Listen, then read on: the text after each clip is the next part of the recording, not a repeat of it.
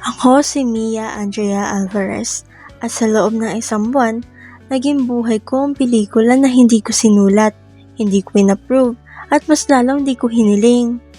May dalawang lalaki sa buhay ko at parehong malaki ang pwesto nila sa puso ko. Pero sa sobrang ibang paraan na halos mapunit ako sa gitna. Si Rafael Martinez ang una, kaibigan ko mula grade 11, blockmate at orgmate ko. Alam niya lahat. Paborito kong mango graham shake, Pilot G2, 0.38 black pen, pink highlighter, strawberry chapstick na lagi nawawala, playlist ko kapag sad girl hours, at kahit yung favorite kong upuan sa library sa 3rd floor, tabi ng bintana nakita ang puno ng Nara. Kapag umiiyak ako sa group project, siya yung unang magdadala ng tissue, magpapahiram ng hoodie, at magsasabing, "Kaya mo yan, Mia, ikaw pa ba?"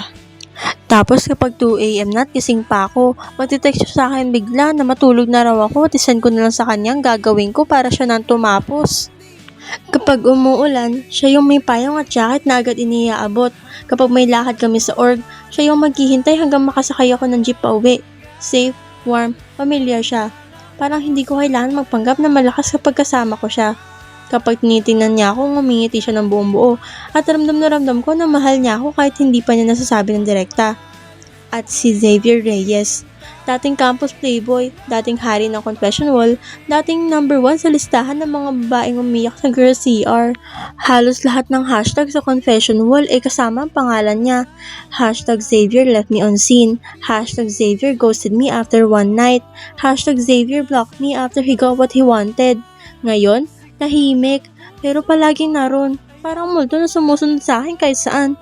Hindi niya ako tinitignan na matagal, hindi siya nagsasalita, hindi siya lumalapit, pero ramdam na ramdam ko ang presensya niya sa hallway, sa labas ng library, sa labas ng dorm gate, nakabantay siya, nakatingin.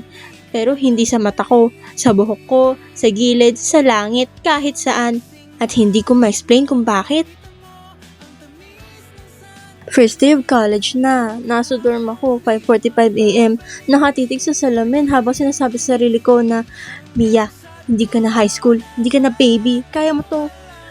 Pero nanginginig pa rin yung kamay ko habang inaayos yung ponytail ko. First day ko na walang magulang na maghahatid. First day ko na mag-isa. Napansin ko na may text si Rafael mula kagabi pa. Grabe naman tong tao na to. Halos hindi na natutulog eh. Good night, Mia. Excited na ako bukas. Sabay tayo breakfast ha. Hatid kita. Ingat. Ganun yung sinend niya. Pero sining ko lang. Walang reply.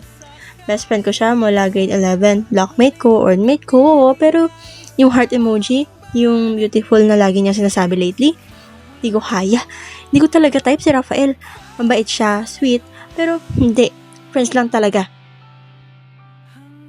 6:58 AM, lumabas ako ng dorm gate. Bitbit yung mabigat na bag na puno ng notebook, pink highlighter at 2 ballpen at kung ano-ano pa. Mainit ang araw pero malamig yung mga kamay ko sa kaba. Hindi ko alam kung saan lulugar, kung paano makipagkaibigan, kung paano mabuhay nang hindi kilala ang lahat. Tapos nakita ko siya, Rafael Martinez. Nakatayo sa waiting shed, naka-white polo na medyo naka-fold yung sleeves, 2 mango graham shake at paper bag na may pandesal pa. Yung ngiti niya hanggang tenga nung makita niya ako. "Good morning, beautiful," sigaw niya agad. Halos tumalon pa sa tuwa. "Morning, Raf, aga mo ah." Siyempre, first day sa college, hindi kita pwedeng iwan. Nung sinabi niya yon, kinuha agad niya ang bag ko at sinampay sa balikat niya kahit mas mabigat pa yun kaysa sa bag niya.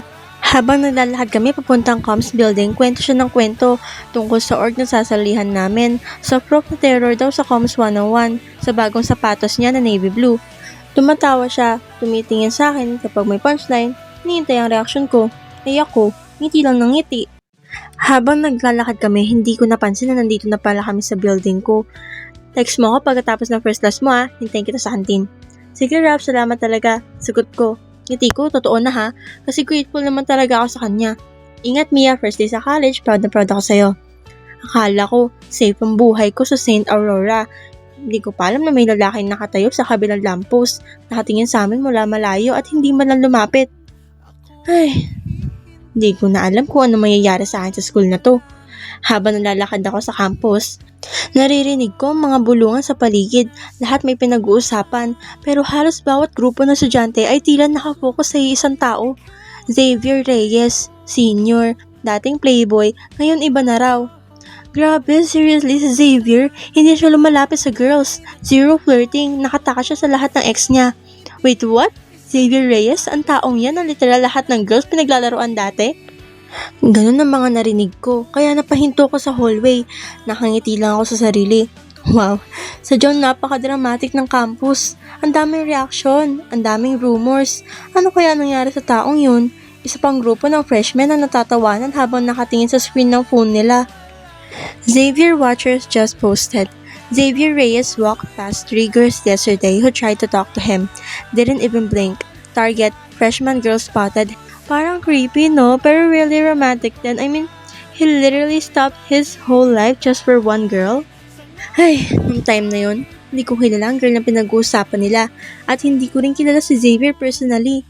Pero tuwing naglalakad ako sa hallway o sa labas ng library, nakakaramdam ako ng presensya. Hindi niya ako tinitingnan, pero parang may invisible na thread na nag-uugnay sa amin.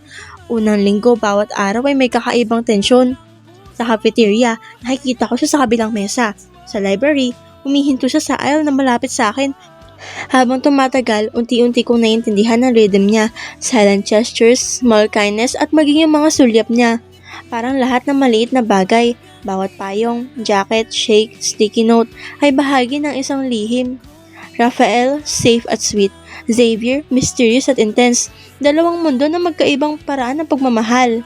As sa Valentine's Day, naramdaman ko na lahat ng hint, lahat ng unspoken words ay nagtipon sa isang sandali.